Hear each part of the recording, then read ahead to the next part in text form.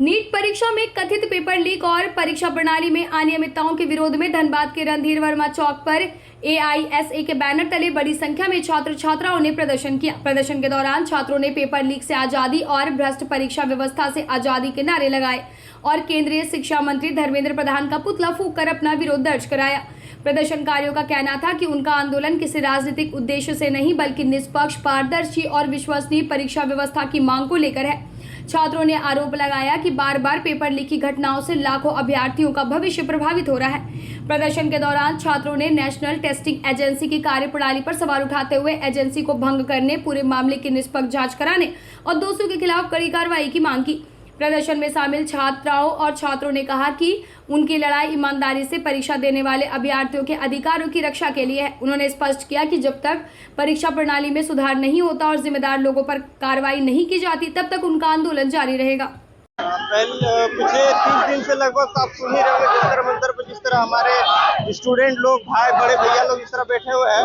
तो हम उस कक्षा में आज मेरा एग्जाम था, मेरा 1 बजे एग्जाम खत्म हुआ और हम 1:30 बजे तक यहाँ प्रेजेंट हो गए। हम किसी भी कारण वो जा नहीं पाए, तो इसीलिए हम लोग जितने भी छात्र जिनका एग्जाम था, जो नहीं जा पाए जंतर मंतर का समर्थन, चाहे सोनम वांगचुक के समर्थन में या फिर किन्हीं के भी समर्थन में नहीं जा पाए, तो हम लोग मिल के एक यहाँ पे गैदरिंग बनाए हैं, सब आए हैं और अपना जो योगदान समाज में जिंदा रहने के लिए जो योगदान वो हम बढ़ चढ़ के हम लोग दे रहे हैं, अपना अटेंडेंस दे रहे हैं कि हम भी जिंदा है, हम भी स्टूडेंट है, हमारे बच्चे भी आएंगे, उनको भी डॉक्टर का जरूरत पड़ेगा।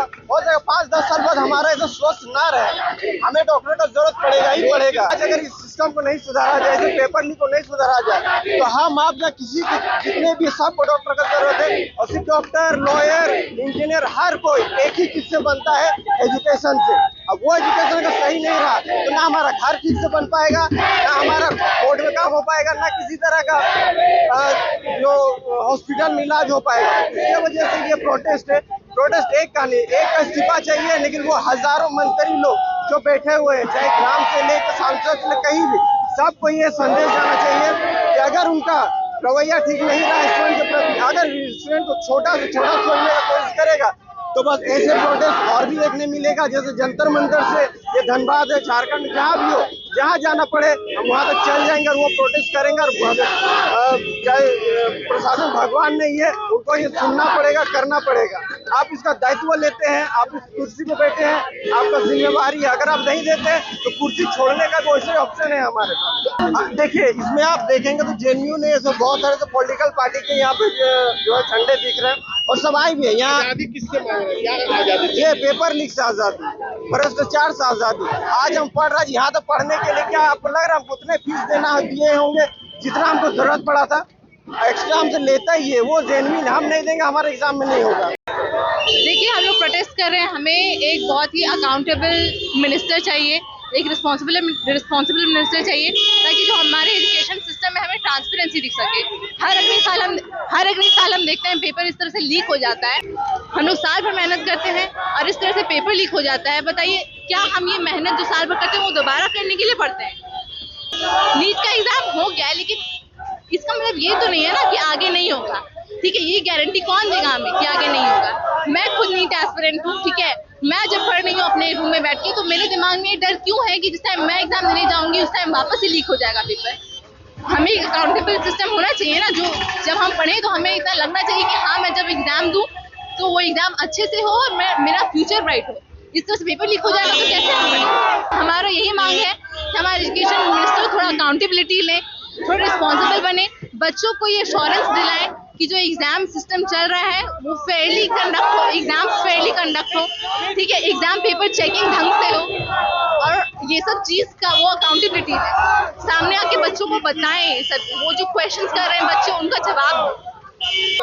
देखिए, ये जो प्रोटेस्ट चल रहा है इसमें एज अ स्टूडेंट मैंने पार्टिसिपेट किया है। मैं पॉलिटिकल किसी विचारधारा से ये नहीं रखती हूँ, मैं बस अपनी मांगे रखने आई हूँ। आगे जो भी चल रहा है, I am here for my self, speaking for my self.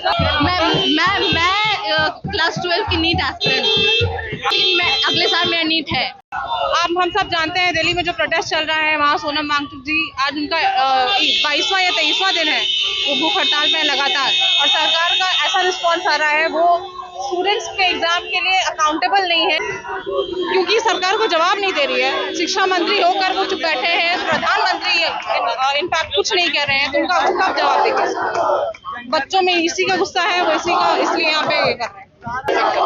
खाली नीट का एग्जाम की बात नहीं है, नीट दोबारा हो गया, बट क्या बस नीट का पेपर लीक हो रहा है? हर साल इतने पेपर्स लीक हो रहे हैं, इवन लॉ का पेपर लीक हो रहा है, तो ऐसा क्यों हो रहा है? सरकार क्यों कुछ नहीं कर पा रही है? देखिए, जैसा आप जानते हैं, हम सब यहाँ प्रोटेस्ट कर रहे हैं फॉर एजुकेशन।